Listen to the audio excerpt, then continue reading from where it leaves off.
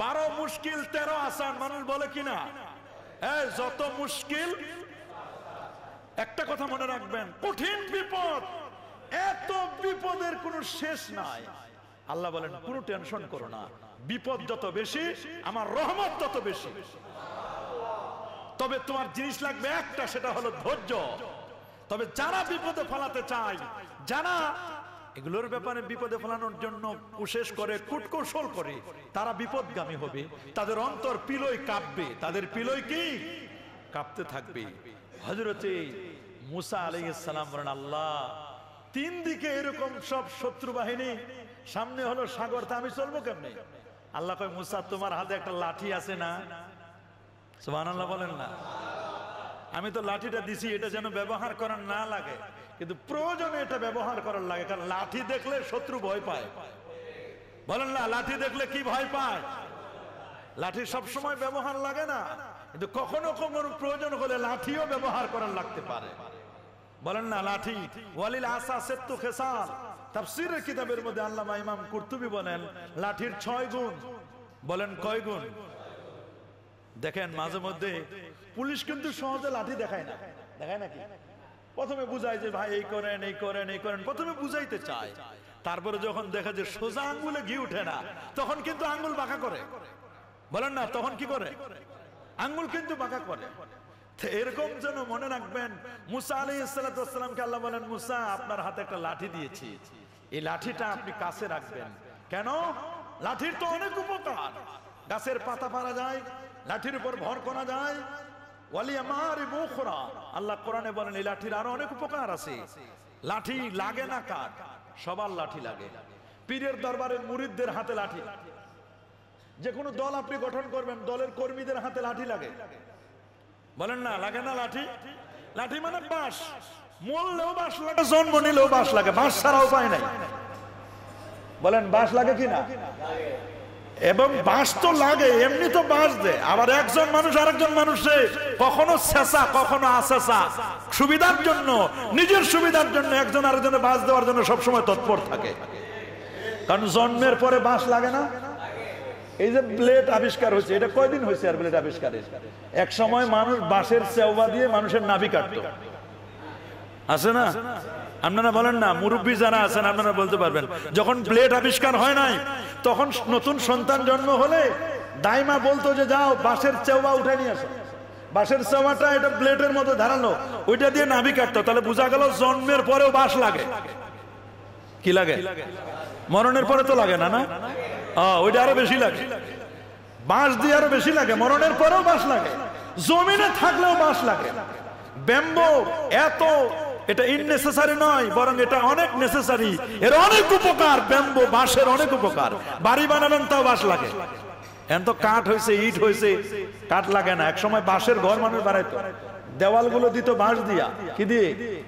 এখন না বাঁশ দেয় না, এখন বাঁশ ঘরে দেয় না, এখন বাঁশ দেয় মানুষ মানুষকে। কথা বলেন, এখন দেখা যায় ঘরে বাঁশ লাগে না। কি লাগে না? ঘরে বাঁশ দরকার নাই, উপরে চালে বাঁশ লাগে না, ঘরেও লাগে না, বেড়াও লাগে না, বাঁশ দিবে কোথায়? এই জন্য মানুষ একজন আরেকজন মানুষকে বাঁশ দেওয়ার চেষ্টা করে। বলেন, বাঁশ দেওয়া মানুষের ক্ষতি করা। আরেকজনের জন্য আপনি কূপ খনন করবেন, ওই কূপে যে আপনি নিজে পড়বেন তার কি কোনো নিশ্চয়তা আছে? মনে রাখবেন, মানুষ মানুষের জন্য কখনো ক্ষতি করতে হয় না। হাজারাত উলামায়ে কেরাম, ফুদালায়ে ইজম, মুআজ্জিজ, মুসল্লিয়ানে কেরাম, আল্লাহ পাকের দরবারে লাখ কোটি শুকর, যে মহান মালিক আমাদের প্রতি অত্যন্ত ইহসান করি আজকের এই জুমার দিনে জুমার নামাজ আদায়ের লক্ষ্যে পৃথিবীর শ্রেষ্ঠতম জায়গা আল্লাহর ঘর মসজিদে আসার ও বসার, তার দরবারে সিজদা করবার সুযোগটুকু এনায়েত করলেন। কালিমাতুশ শুকর আদায় করে আমরা একবার পড়ে নিচ্ছি আলহামদুলিল্লাহ। লাখ কোটি, তার চার অনেক অনেক গুণ বেশি দরুদ আর সালাম পেশ করছি প্যারা নবী ও রাসূল করিম সাল্লাল্লাহু আলাইহি ওয়াসাল্লাম আর রূহ মুবারাকায়। বিনা দরখাস্তে যে নবীর উম্মত হতে পেরেছি, আসুন আরেকটি বার পড়ে নিচ্ছি আলহামদুলিল্লাহ। মুআজ্জাজ হাজিরিন, আজ আমরা যে বিষয়টি নিয়ে কথা বলবো তা হচ্ছে সুন্নতে রাসূল সাল্লাল্লাহু আলাইহি ওয়াসাল্লাম ও আধুনিক বিজ্ঞান। এই বিষয়ের উপর ইনশাআল্লাহ আজ আমরা কথা শোনার চেষ্টা করব। আল্লাহ পাক রব্বুল আলামিন পবিত্র কোরআনুল কারীমের মধ্যে বলে দিয়েছেন, ওয়ামা আতাকুমুর রাসূল ফাখুদু ওয়ামা নাহাকুম আনহু ফান্তাহু। রাসূল তোমাদের কাছে যা নিয়ে এসেছেন তা তোমরা গ্রহণ করো, যা থেকে নিষেধ করেছেন তা থেকে তোমরা বিরত থাকো। রাসূলের যে আনিত বিধান, রাসূলের যে সুন্নাহ, রাসূলের যে উসওয়া, এই উসওয়া আদর্শ যদি আমরা কেউ বাস্তবায়ন করি তাহলে আল্লাহর পক্ষ থেকে আমাদের উপর রহমত, করুণার আধার, করুণা আমরা পাবো। আল্লাহ তাআলা সে কথাও বলেছেন, ওয়া আতিউল্লাহ ওয়ার রাসূল লাআল্লাকুম তুরহামুন। আর তোমরা আনুগত্য করো আল্লাহ এবং তার রাসূলের, যাতে তোমাদের উপর রহমত বর্ষণ করা হয়। নবীর সুন্নাত যদি কেউ লালন করে, নবীর সুন্নাত যদি কেউ পালন করে, তাহলে আল্লাহর স্পেশাল ভালোবাসা এবং আল্লাহ পাক রব্বুল আলামিন তাদের জীবনের গুনাহগুলো মাফ করে দিবেন বলে ওয়াদা করেছেন। আল্লাহ তাআলা বলছেন, কুল ইন কুনতুম তুহিব্বুনাল্লাহ। হে রাসূল, আপনি আপনার উম্মতদেরকে জানিয়ে দিন, যদি তোমরা আল্লাহকে ভালোবাসতে চাও তাহলে ফাত্তাবিউনি, আমি রাসূলুল্লাহর ইত্তিবা, আমি রাসূলের অনুসরণ করো। যদি আমি রাসূলের অনুসরণ করো, আমার আনুগত্য করো, তাহলে তোমাদের লাভ হচ্ছে দুটো। নাম্বার ওয়ান, ইউহিব্বুকুমুল্লাহ, যাতে আল্লাহ পাক রব্বুল আলামিন তোমাদেরকেও ভালোবাসবেন। শুধু ভালোবাসবেন তা নয়, ভালোবাসার নজরানাও দিবেন। ওয়া ইয়াগফির লাকুম যুনুবাকুম, আল্লাহ তাআলা তোমাদের জীবনের পাপগুলোকে মাফ করে দিবেন। সুবহানাল্লাহ। কেন তিনি মাফ করবেন? কারণ হচ্ছেন ওয়াল্লাহু গফুরুর রহিম। কারণ তিনি তো আল্লাহ এমন যে গফুরুর রহিম, বান্দার পাপগুলোকে যেমন ক্ষমা করেন, বান্দার প্রতি তেমন তিনি রহম, দয়া করেন, রাহিম তিনি। এই আয়াতে কারিমাগুলোর মাধ্যমে আমরা বুঝতে পারি নবীর আনুগত্য করতে হবে, নবীর উসওয়া, নবীর সুন্নাহকে আমাদের লালন করতে হবে, পালন করতে হবে। মুআজ্জাজ হাজিরিন, বিজ্ঞান, এই পৃথিবীর মধ্যে যত জ্ঞান আর বিজ্ঞান আছে, এই পৃথিবীতে যত আমরা দেখি বিজ্ঞানের নতুন নতুন উদ্ভাবন, নতুন আবিষ্কার, মনে করছি আমরা এগুলো মনে হয় বিজ্ঞানেই মনে হয় নতুন করে আবিষ্কার করেছে। বিজ্ঞান আবিষ্কার করার আগে আল্লাহ তাআলা কোরআনুল কারীমে ১৫০০ বছর আগে পেয়ারা নবী রাসূল করিম সাল্লাল্লাহু আলাইহি ওয়াসাল্লাম তিনি ১৫০০ বছর আগে তিনি এগুলো জানিয়ে দিয়েছেন।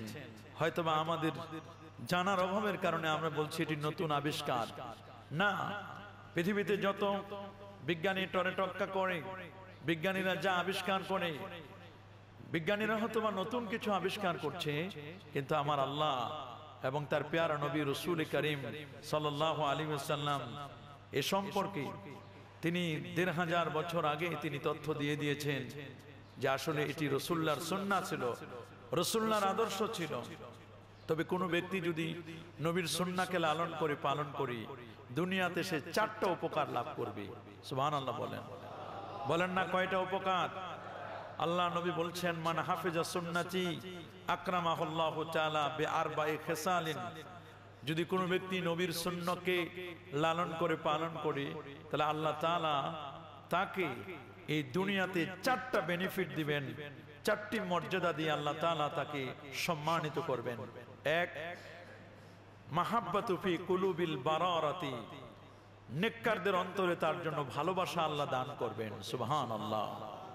যারা আল্লাহওয়ালা মানুষ, যারা ভালো মানুষ, ভালো মানুষগুলো মনে রাখবেন, যারা নবীর সুন্নাহকে লালন করে, নবীর সুন্নাহকে পালন করে, ভালো মানুষগুলো ওই সুন্নাত পালনকারী ব্যক্তিকে ভালোবাসবেন। সুবহানাল্লাহ।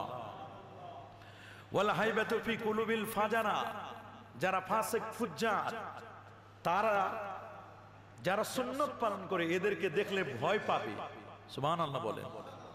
যারা নবীর সুন্নাতকে লালন করে, নবীর সুন্নাতকে পালন করে, ফাসিক ফুজ্জার যারা, এরা এইরকম সুন্নতি আলেমদেরকে দেখলে তাদের কলিজা, তাদের পিলই কাঁপবে। আল্লাহু আকবার বলেন। 3 নম্বর, যারা নবীর সুন্নাহকে লালন করে পালন করি তার রুজিতে আল্লাহ তাআলা বারাকা নসিব করবেন, আল্লাহ রুজি রোজগারে বরকত দিয়ে দিবেন। সুবহানাল্লাহ। আপনারা দেখেন অনেক মানুষ আছে খালি খাই খাই খাই খাই করে, আছে না কিছু মানুষ? গোটা দুনিয়া দিলেও তারে হয় না, যদি কয়েক কোটি টাকাও দেন তারপরে বলবে যে আমার অভাব শেষ নাই। কারণ হচ্ছে এটা যে যখন দেখবেন যে লোকটি নবীর সুন্নাহ অনুযায়ী জীবন গঠন করে না, সুন্নত অনুযায়ী জীবন লালন করে না, পালন করে না, তার প্রোফাইলটি খুঁজে দেখলে আমরা দেখব যে না, সত্যি লোকটি সুন্নতের প্রতি পাবন্দী নয়। তাহলে বুঝবেন ওই লোকটার জীবনে আয় রোজগারে কখনো বরকত হবে না। যারা নবীর সুন্নাত তরিকা অনুযায়ী চলে আল্লাহ তাআলা তার জীবনে বরকত দান করবেন, রুজিতে আল্লাহ বরকত দিবেন। আল্লাহ তাআলা ওয়াদা করেছেন। আল্লাহ বলছেন, وَمَن يَتَّقِ اللَّهَ يَجْعَل لَّهُ مَخْرَجًا وَيَرْزُقْهُ مِنْ حَيْثُ لَا يَحْتَسِبُ وَمَن يَتَّقِ اللَّهَ, যে ব্যক্তি আল্লাহ রাব্বুল আলামিনকে ভয় করবেন, ইয়াজআল লাহু মাখরাজা, আল্লাহ তাআলা তার জন্য মাখরাজ, এক্সিটের রাস্তা বের করে দিবেন। সে কোথাও কোনোদিন আটকে যাবে না। আল্লাহকে যারা ভয় করে কেউ তাকে কখনো কোনোদিন আটকাতে পারবে না। আল্লাহু আকবার। মানুষ মানুষকে বিপদে ফেলার জন্য কত চেষ্টা করি যে এই লোকটারে বিপদে ফেলে দিব, এই লোকটারে এই করব, ওনার চাকরিটা আমি নট করে দিব, ওনাকে দেশ ছাড়া করব। কিন্তু আল্লাহকে যদি ভয় করে, আল্লাহ বলেন তোমার সমূহ বিপদ, চতুর্দিকে সারাশি অভিযান, তুমি কেমনে বের হবা, কোনো পথ নাই। আল্লাহ বলেন আমি তোমার জন্য পথ বের করে দিব। আল্লাহু আকবার বলেন। যেমন হযরত মূসা আলাইহিস সালামকে ফেরাউন ঘিরে রাখলো 3 দিক থেকে, সারাশি অভিযানের মতো 3 দিক থেকে তাকে ঘিরে রাখলো। 3 দিক থেকে ঘিরে রাখার পরে এবার আরেকটি দিকে হলো সাগর, কোনো পথ নাই, 3 দিকে বন্ধ, আর সাগর সামনে, 4টা দিকেই তো বন্ধ। মনে করছে ফেরাউন এবং তার দলবল এবার মূসার কি গতি হবে, মূসা এবার অবশ্যই সারেন্ডার করবে, আত্মসমর্পণ করবে। আল্লাহ বলেন, মূসা আপনি কোনো টেনশন করবেন না, আমি আল্লাহ যেখানে আছি আপনার জন্য পথ বের করতে আমার কোনো একটু সময় লাগবে না। আল্লাহু আকবার। 12 মুশকিল 13 আসান, মানুষ বলে কিনা? এই যত মুশকিল, একটা কথা মনে রাখবেন, কঠিন বিপদ, এত বিপদের কোনো শেষ নাই। আল্লাহ বলেন কোনো টেনশন করো না, বিপদ যত বেশি আমার রহমত তত বেশি। তবে তোমার জিনিস লাগবে একটা, সেটা হলো ধৈর্য। তবে যারা বিপদে ফেলাতে চায়, যারা এগুলোর ব্যাপারে বিপদে ফেলানোর জন্য কোশিশ করে, কূটকৌশল করে, তারা বিপদগামী হবে, তাদের অন্তর পিলই কাঁপবে, তাদের পিলই কি কাঁপতে থাকবে। হযরতে মূসা আলাইহিস সালাম বলেন, আল্লাহ 3 দিকে এরকম সব শত্রু বাহিনী, সামনে হলো সাগর, তা আমি চলবো কেমনে? আল্লাহ কয়, মূসা তোমার হাতে একটা লাঠি আছে না? সুবহানাল্লাহ বলেন না। আমি তো লাঠিটা দিছি এটা যেন ব্যবহার করার না লাগে, কিন্তু প্রয়োজনে এটা ব্যবহার করার লাগে, কারণ লাঠি দেখলে শত্রু ভয় পায়। বলেন না, লাঠি দেখলে কি ভয় পায়? লাঠি সবসময় ব্যবহার লাগে না, কিন্তু কখনো কখনো প্রয়োজন হলে লাঠিও ব্যবহার করার লাগতে পারে। বলেন না, লাঠি ওয়ালিল আসা সেত্তু খেসাল, তাফসীরের কিতাবের মধ্যে আল্লামা ইমাম কুরতুবী বলেন লাঠির 6 গুণ। বলেন কয় গুণ? দেখেন মাঝে মধ্যে পুলিশ কিন্তু সহজে লাঠি দেখায় না, দেখায় নাকি? প্রথমে বুঝায় যে ভাই এই করেন এই করেন এই করেন, প্রথমে বুঝাইতে চায়, তারপরে যখন দেখা যে সোজা আঙ্গুলে ঘি উঠে না, তখন কিন্তু আঙ্গুল বাঁকা করে। বলেন না, তখন কি করে? আঙ্গুল কিন্তু বাঁকা করে। এরকম যেন মনে রাখবেন, মূসা আলাইহিস সালাতু ওয়াস সালামকে আল্লাহ বলেন, মূসা আপনার হাতে একটা লাঠি দিয়েছি, এই লাঠিটা আপনি কাছে রাখবেন। কেন? লাঠির তো অনেক উপকার, গাছের পাতা পাড়া যায়, লাঠির উপর ভর করা যায়। আল্লাহ কোরআনে বলেন এই লাঠির আরো অনেক উপকার আছে। লাঠি লাগে না কার? সবার লাঠি লাগে। পীরের দরবারের মুরিদদের হাতে লাঠি, যে কোনো দল আপনি গঠন করবেন, দলের কর্মীদের হাতে লাঠি লাগে। বলেন না, লাগে না লাঠি? লাঠি মানে বাঁশ, মরলেও বাঁশ লাগে, জন্ম নিলেও বাঁশ লাগে, বাঁশ ছাড়া উপায় নাই। বলেন বাঁশ লাগে কিনা? এবং বাঁশ তো লাগে, এমনি তো বাঁশ দেয়। আবার একজন মানুষ আরেকজন মানুষে কখনো ছেঁচা কখনো আছেঁচা, সুবিধার জন্য, নিজের সুবিধার জন্য একজন আরেকজনের বাঁশ দেওয়ার জন্য সবসময় তৎপর থাকে। কারণ জন্মের পরে বাঁশ লাগে না। এই যে ব্লেড আবিষ্কার হয়েছে, এটা কয়দিন হয়েছে আর ব্লেড আবিষ্কারের? এক সময় মানুষ বাঁশের চেওয়া দিয়ে মানুষের নাভি কাটতো, আছে না? আপনারা বলেন না, মুরব্বী যারা আছেন আপনারা বলতে পারবেন। যখন ব্লেড আবিষ্কার হয় নাই, তখন নতুন সন্তান জন্ম হলে দাইমা বলতো যে যাও বাঁশের চেওয়া উঠে নিয়ে আসো। বাঁশের চেওয়াটা এটা ব্লেডের মতো ধারালো, ওইটা দিয়ে নাভি কাটতো। তাহলে বোঝা গেল জন্মের পরেও বাঁশ লাগে। কি লাগে? মরণের পরে তো লাগে না, না? ওইটা আরো বেশি লাগে, বাঁশ দিয়ে আরো বেশি লাগে। মরণের পরেও বাঁশ লাগে, জমিনে থাকলেও বাঁশ লাগে। ব্যাম্বো এত, এটা ইননেসেসারি নয়, বরং এটা অনেক নেসেসারি। এর অনেক উপকার, ব্যাম্বো বাঁশের অনেক উপকার। বাড়ি বানাবেন তাও বাঁশ লাগে। এখন তো কাঠ হয়েছে, ইট হয়েছে, কাঠ লাগে না। এক সময় বাঁশের ঘর মানুষ বানাইতো, দেওয়ালগুলো দিত বাঁশ দিয়া। কি দিয়ে? এখন না বাঁশ দেয় না, এখন বাঁশ ঘরে দেয় না, এখন বাঁশ দেয় মানুষ মানুষরে। কথা বলেন। এখন দেখা যায় ঘরে বাঁশ লাগে না। কি লাগে না? ঘরে বাঁশ দরকার নাই, উপরে চালে বাঁশ লাগে না, ঘরেও লাগে না, বেড়াও লাগে না, বাঁশ দিবে কোথায়? এই জন্য মানুষ একজন আরেকজন মানুষকে বাঁশ দেওয়ার চেষ্টা করে। বলেন, বাঁশ দেওয়া মানুষের ক্ষতি করা। আরেকজনের জন্য আপনি কূপ খনন করবেন, ওই কূপে যে আপনি নিজে পড়বেন তার কি কোনো নিশ্চয়তা আছে? মনে রাখবেন, মানুষ মানুষের জন্য কখনো ক্ষতি করতে হয় না। হযরত মুসা আলাইহিস সালামকে আল্লাহ বলেন, মুসা এত বিপদ, এত বিপদ, তুমি মনে করছো কোনো এক্সিটের রাস্তা নাই? আছে। তোমার হাতে একটা লাঠি আছে না? বলে হ্যাঁ আল্লাহ আছে। লাঠি দিয়ে কি করবো? কয় তুমি শুধু লোহিত সাগরে লাঠি দিয়ে একটা খালি বাড়ি দাও, সাগরে বাড়ি দিবা। আল্লাহ, পানিতে বাড়ি দিলে কি হবে?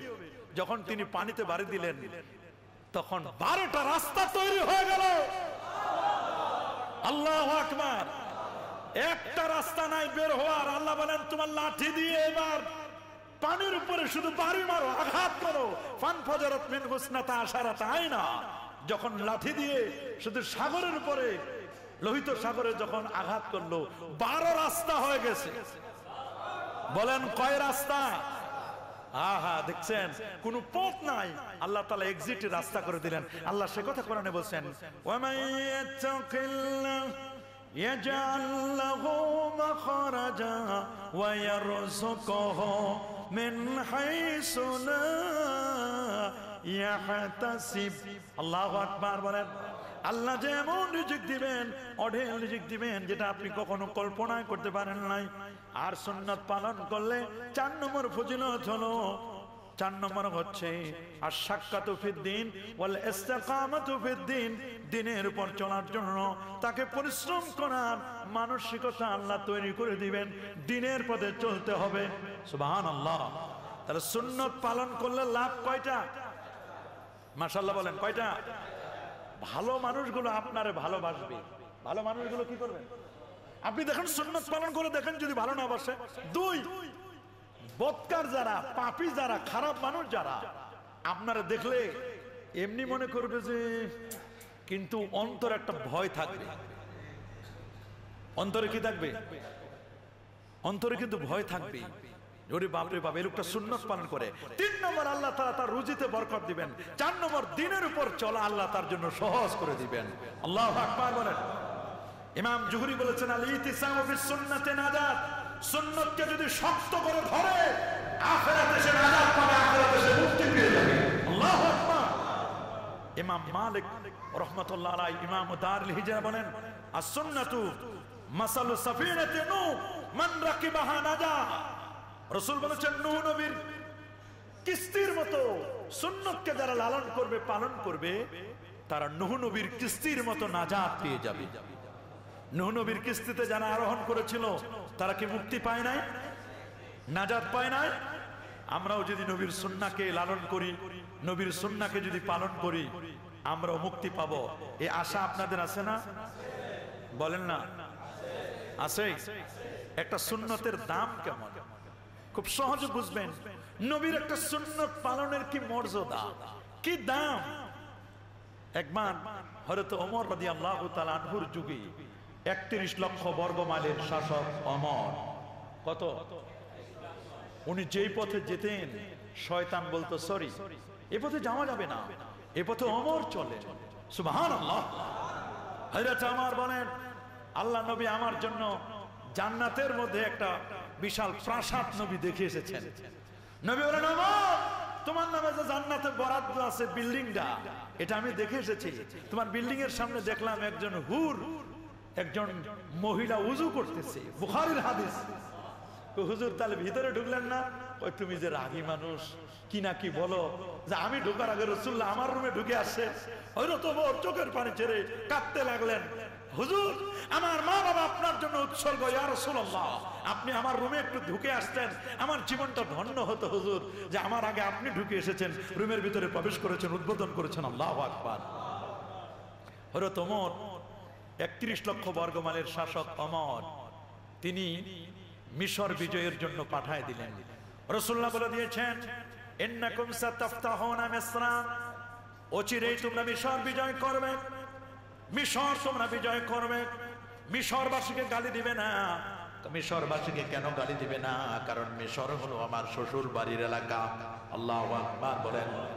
মিশর হলো আমার শ্বশুর বাড়ির এলাকা। মারিয়া কিপ্তিয়াকে আমি বিয়ে করে নিয়েছি।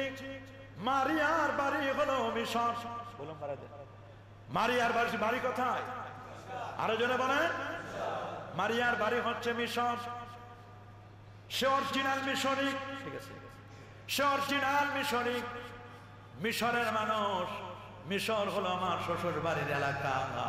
শ্বশুর বাড়ির এলাকার মানুষকে কখনো গালি দেওয়া যায় না। কেউ হয়তো আমার চাচা শ্বশুর, কেউ দাদা শ্বশুর, কেউ নানা শ্বশুর, কেউ মামা শ্বশুর, কেউ না কেউ থাকে। রাসূল বলেন মিশরের মানুষকে গালি দিবে না, পারতপক্ষে মিশরের মানুষের সাথে ভালো ব্যবহার করবে। কি করবে? নবীজি একটি দলকে পাঠায় দিলেন, তোমরা মিশর বিজয় করবে। দলের লিডার ছিলেন সাদ বিন আবি ওয়াক্কাস রাদিয়াল্লাহু তাআলা আনহু। 1 মাস পর্যন্ত চেষ্টা করলেন, মিশর বিজয় হয় না। কয় মাস বলেন না? 1 মাস পর্যন্ত চেষ্টা করলেন, মিশর বিজয় হচ্ছে না। মিশরের দুর্গ, এটা তারা ফটক আটকিয়ে রেখেছে, গেট আটকে রেখেছে।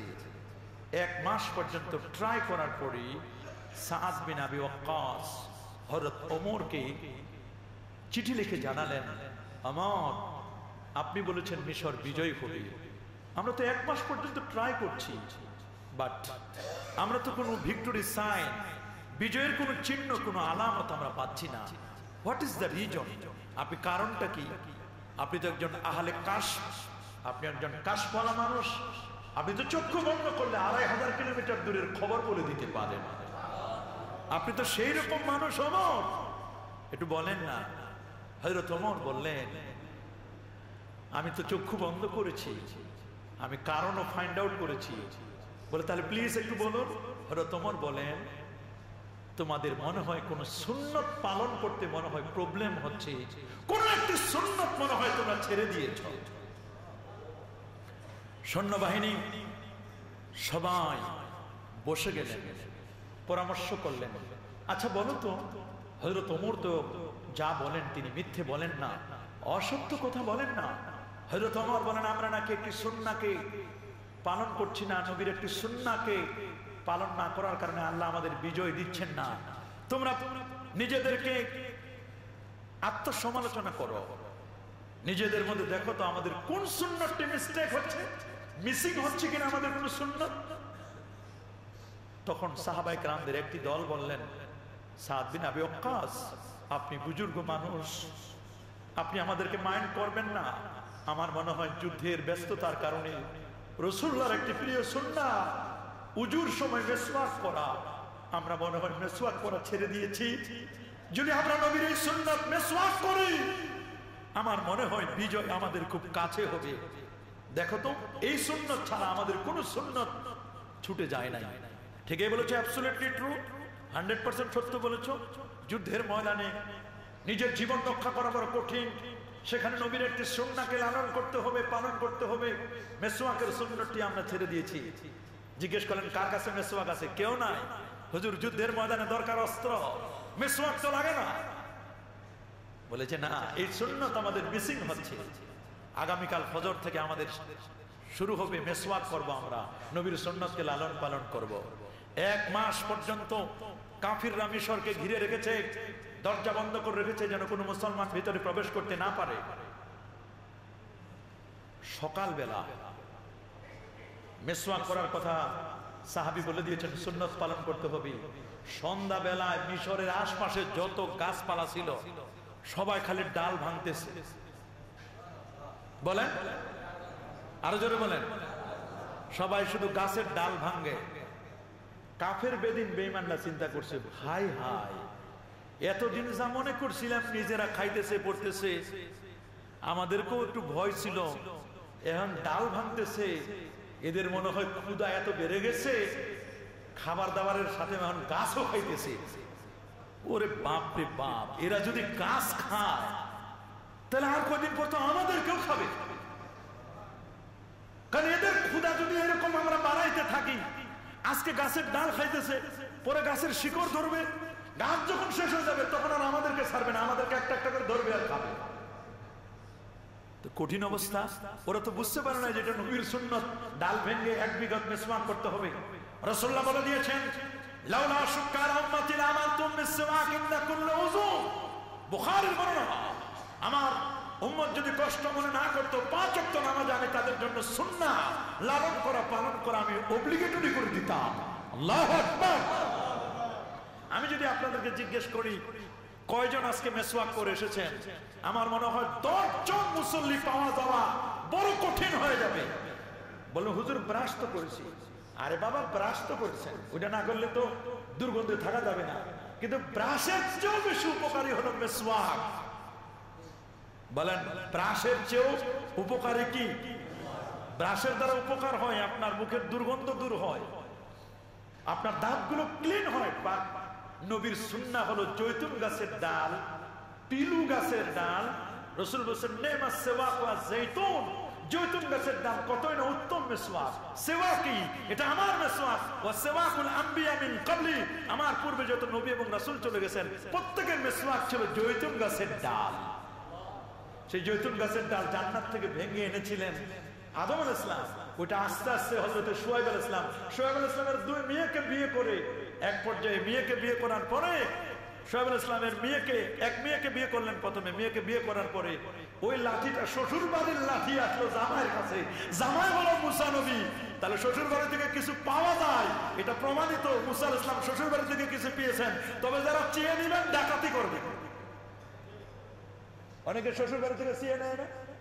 কেন চেয়ে নেন? 18 বছর 17 বছর 20 বছর একটা মেয়ে লালন পালন করে ওইটাই তো দিয়ে দিছে, আবার ডাকাতি করতে যান কেন? আর ডাকাতি করবেন না।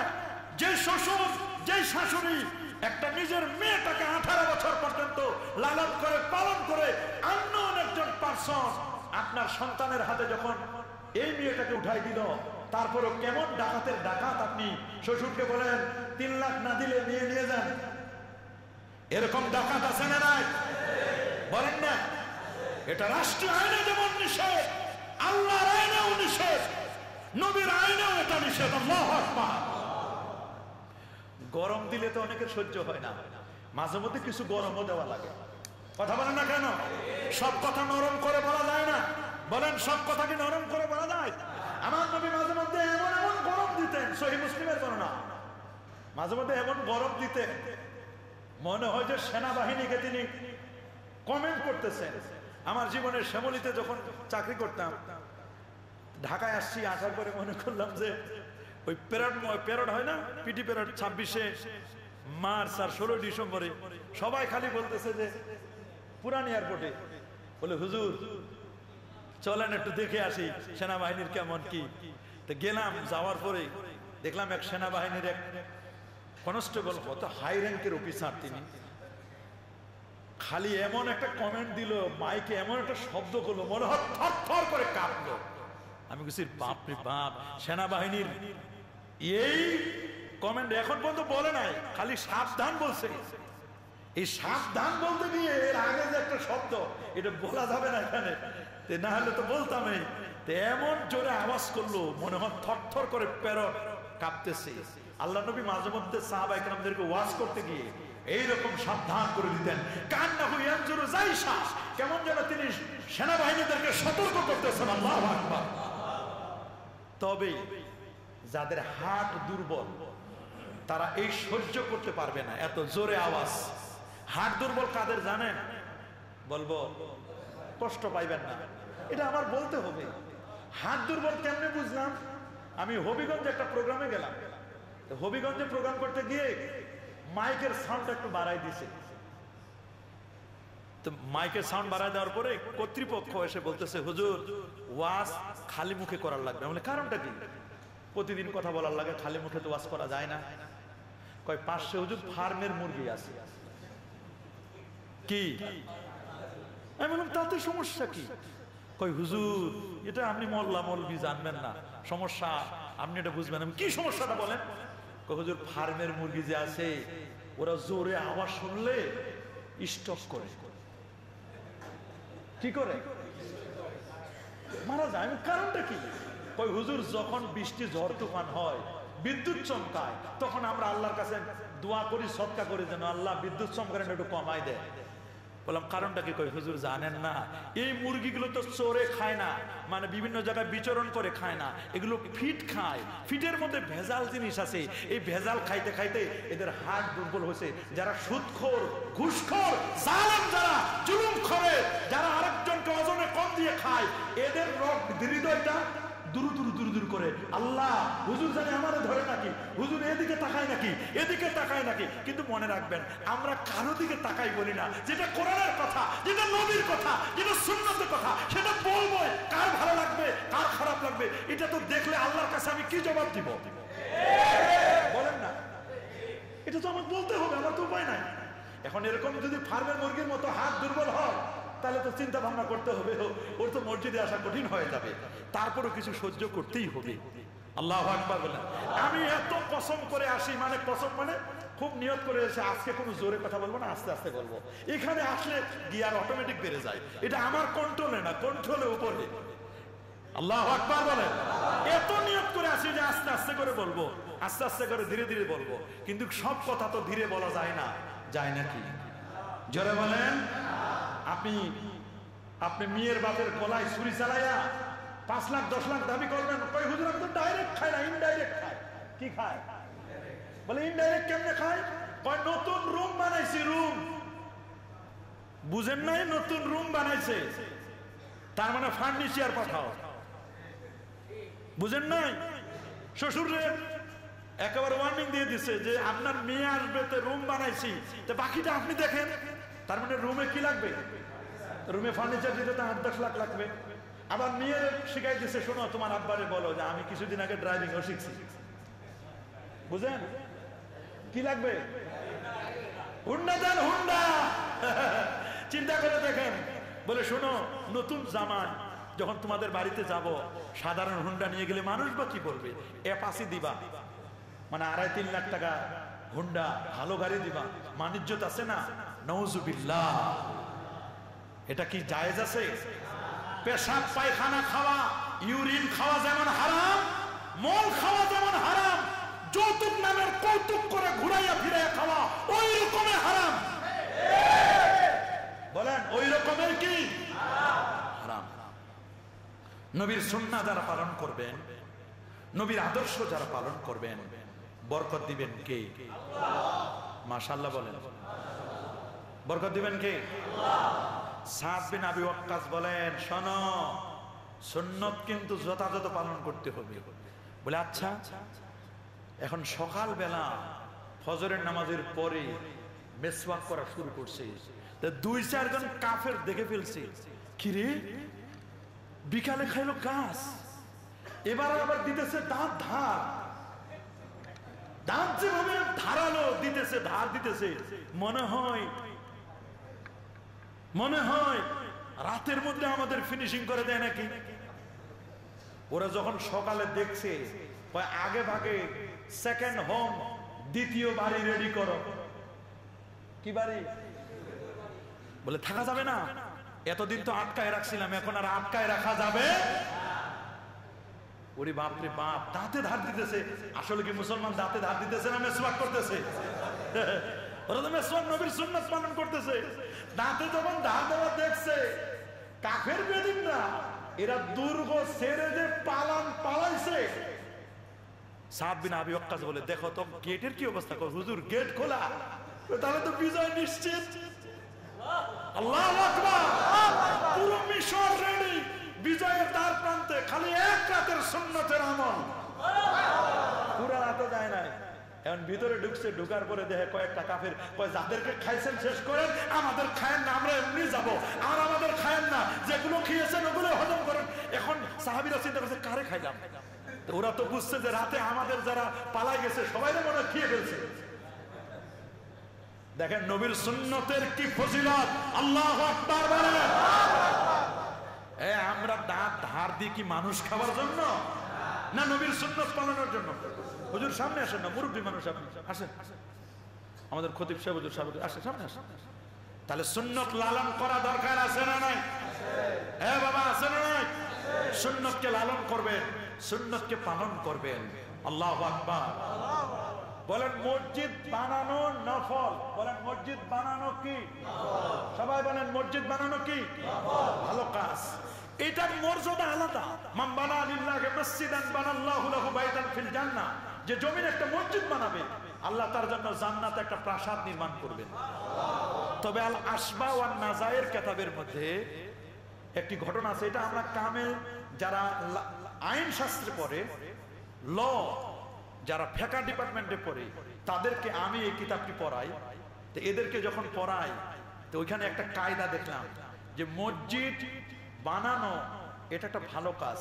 আর মসজিদের গেটের সামনে যদি কেউ ঢিলা কুলুক, চিনেন পেশাব করার পরে যে নেয় না, এখন তো এগুলো নাই। এখন হলো টিস্যু পেপার। কি পেপার? জিজ্ঞেস করা হলো এই ঢিলা কুলুক উত্তম দেওয়া নাকি মসজিদ বানানো উত্তম? তা মাসআলা লেখছে যে ঢিলা কুলুকটা উত্তম। আমি আমার হিসাবে মিলাইতে পারি না। আমি বললাম কারণটা কি? কেন? ঢিলা কুলুকটা বানানো মানে এটা দেওয়া উত্তম এই কারণে, কারণ ঢিলা কুলুক এটা নবীর সুন্নাত। একটা সুন্নাত, এই মসজিদে বানানোর যে একটা সুন্নতকে জিন্দা করা, সুন্নতকে জারি করা, এটা আরো বেশি গুরুত্বপূর্ণ। আবার উল্টা বুঝেন না যে হুজুর তাহলে ঢিলা কুলুবের চেয়ে মসজিদের যে ঢিলা কুলুবের সুন্নতটা বেশি হয়ে গেল। এটা ঢিলা কুলুব হিসাবে নয়, এটা সুন্নত হিসাবে তার মর্যাদা। হ্যাঁ বলবেন মসজিদ বানানো সুন্নত, তবে মসজিদ বানানোর ব্যাপারে ওলামায়ে কেরাম বলেছেন নবী তো মানেছে। মসজিদ বানানোর ব্যাপারে এটা স্বাভাবিক ইনজানের কথা, এটা ভালো কাজ। কিন্তু এর চেয়ে আরো ভালো নবীর সুন্নতটাকে জিন্দা করা। আল্লাহু আকবার। আর আপনি যদি পবিত্রতা অর্জন না করেন তাহলে আপনার উযু হবে না। উযু না হলে যদি গোসল প্রয়োজন, গোসলও হবে না। উযু হবে না, গোসল হবে না, নামাজ হবে না। নামাজ হবে না, তা বাকি কিছুই হবে না। আল্লাহু আকবার বলেন। আরো যেরকম আল্লাহু আকবার। বিজ্ঞানীরা অবাক হয়েছে, অবাক। গ্রেট ব্রিটেন লন্ডনে 1987 12 মার্চ মাটির নিচে 4 তলা ভবন নির্মাণ করেছে। কোরআন এবং সুন্নাহর ভুল ধরবে, নবীর হাদিসের ভুল ধরবে। আল্লাহু আকবার বলেন। কোরআন এবং সুন্নাহর ভুল ধরবে। 40 দিন পর্যন্ত আল্লাহর কোরআনকে গবেষণা করতে লাগলো। কোরআন গবেষণা করতে 30 পারা Quran, from beginning to end, cover to cover, পুরো কোরআনটা তারা বারবার রিপ্লাই করলো, করে দেখলো আল্লাহর কোরআনে একটাও কোনো ভুল পাওয়া যায় না। রব্বুল আলামিন বলে দিয়েছেন আলিফ লাম মিম যালিকাল কিতাবু লা রাইবা ফীহি হুদাল লিল মুত্তাকিন। কোন ভুল নাই? সুবহানাল্লাহ। তাহলে ঠিক আছে, কোরআনে যদি ভুল নাই, দেখো নবীর কোন সুন্নাহ জীবনে লক্ষ লক্ষ বক্তব্য দিয়েছেন আল্লাহ নবী মুহাম্মদ সাল্লাল্লাহু আলাইহি ওয়াসাল্লাম, তিনি অনেক বক্তব্য দিয়েছেন। দেখো তো তার কোন বক্তব্যে কোনো ভুল পাওয়া যায় কিনা। ওরা প্রথমে সিহায়ে সিত্তা 6টা বিশুদ্ধ গ্রন্থের মধ্য থেকে বুখারী শরীফটা খুলে নিল। কি করতো? কোরআনের পরে যে কিতাবের মর্যাদা সেটার নাম বুখারী শরীফ। ওরা বুখারী কোরআন পড়ে। ওরা প্রথমে একটি হাদিস কিতাব শুরু লগ্নে হাদিসটি আল্লাহ নবী ১৫০০ বছর আগে বলে দিয়েছেন, ইজা ওয়ালাগাল কালবু ফি ইনাই আহাদিকুম ফালিয়াগসিলহু সাবআ মাররাতিন ওয়া বিসসামিনাতি বিতুরাব। কুকুর যদি কোনো পাত্রের মধ্যে খাবারে যদি মুখ দেয়, কোন খাদ্যে যদি কুকুর মুখ দেয়, ওই খাবারটা খাওয়া যাবে না। কারণ কুকুরের জিহ্বার মধ্যে, লালার মধ্যে এমন 4 মাসে জীবাণু আছে, ওই জীবাণুটা যদি খাবারের মধ্যে পড়ে যায়, ওইটা খাবার খেলে মানুষের জলাতঙ্ক রোগ হবে, মানুষটি জটিল কঠিন রোগে আক্রান্ত হয়ে যাবে, ওই খাবার খাওয়া যাবে না। ওরা বললো, হ্যাঁ আমরা বুঝলাম, কিন্তু এই পাত্রটি তো একবার ধুইলেই তো হয়ে যায়, কেন মুহাম্মদ এটাকে 7 বার ধুতে বললো? আবার লাস্টে বললেন 8ম বার 8 বার ধুইবে। আমাদের বুঝে আসে না, আমরা পৃথিবীর সেরা ডিটারজেন্ট পাউডার, ওয়াশিং পাউডার দিয়ে যদি আমরা একবার ধুতে পারি, ধৌত করতে পারি, ওয়াশ করতে পারি, যদি আমরা একবার এটা কাজটা কমপ্লিট করতে পারি, জারগুলো যদি দূর করতে পারি, তাহলে কেন অতিরিক্ত আমরা 7 বার কেন ধোবো? যদি আমরা একবারই পারি, আমরা পৃথিবীর মানুষকে নিউজ দিয়ে দিব, আমরা ব্রেকিং নিউজ দিব, মুহাম্মদ সাল্লাল্লাহু আলাইহি সাল্লাম তিনি 6 বার মিথ্যা বলেছেন, একবারে তো এটা পরিষ্কার করা যায়, কেন এটাকে তিনি 7 বার ধৌত মনে করতে বললেন? কারণটা কি? ওরা পৃথিবীর সেরা ডিটারজেন্ট পাউডার, ওয়াশিং পাউডার আনলো, আর একটা কুকুরকে ডগি স্কোয়ার কালবে আল্লাহ প্রশিক্ষণপ্রাপ্ত কুকুরকে আনা হলো, একটা পাত্র রাখলো, পাত্রটা রেখে পাত্রের মধ্যে খাবার দিল, কুকুরকে বলা হলো তুমি এখানে খাও। কুকুর খেতে গিয়ে তার জিহ্বার লালাগুলো রাখলো, এই লালা সহ পাত্রটিকে ল্যাবরেটরিতে নিল, এক্সপেরিমেন্ট করে দেখলো, ওরা একবার ধৌত করলো, একবার ধৌত করার পরে এক্সপেরিমেন্ট করে যখন পাত্রটি ল্যাবরেটরিতে নিল, দেখো তো এই পাত্রের মধ্যে কোনো জীবাণু আছে কিনা, দেখলো যে মাত্র 25% জীবাণু কেবলমাত্র দূর হয়েছে, এখনো 75% জীবাণু এখনো রয়ে গেছে।